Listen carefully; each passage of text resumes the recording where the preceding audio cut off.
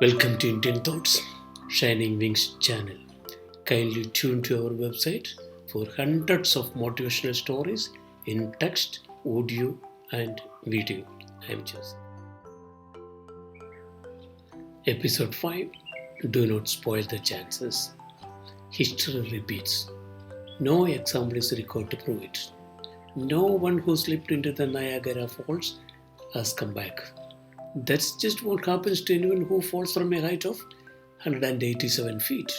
But I am not for similar generalizations everywhere because the Niagara stories also are not fully true.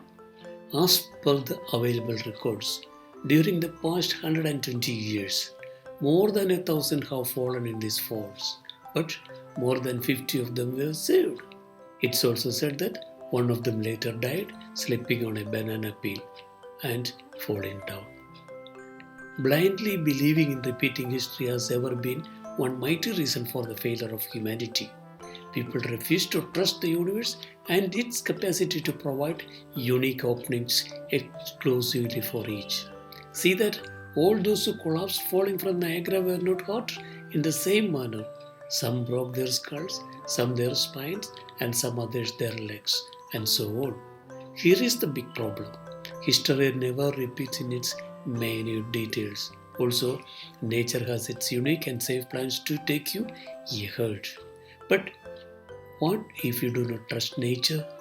After preliminary education, a student sits down and thinks about a safe career he has to choose.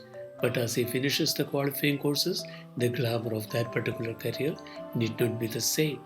It does not mean that it will keep declining or improving. We need to be tuned to changing strategies every time.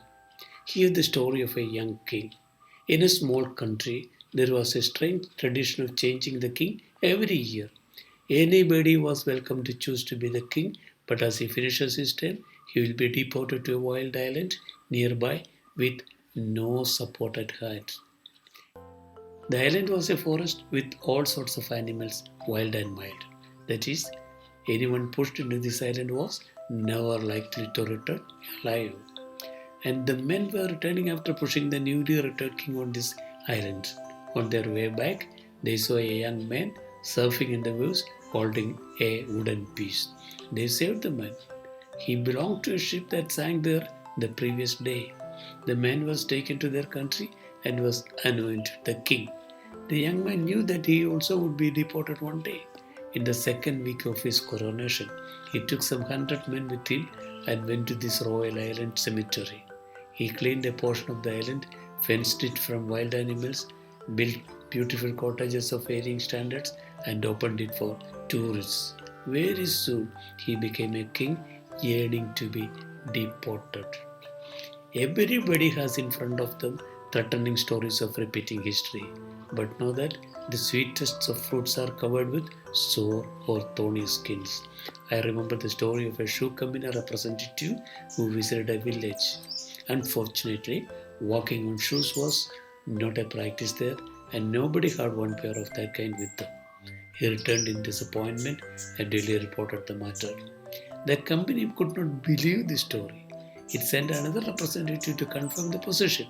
The second one came there and found that the story is true, but he wrote to the company asking it to send him all the shoes that they had manufactured in the previous month. He also wrote that he is going to stay there to help them learn to use shoes.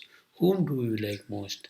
The representative who stayed back to train the villagers, or the king who changed the destiny of the island? My advice is that it is good to have small statues of both on your office table. It will be quite inspiring every time.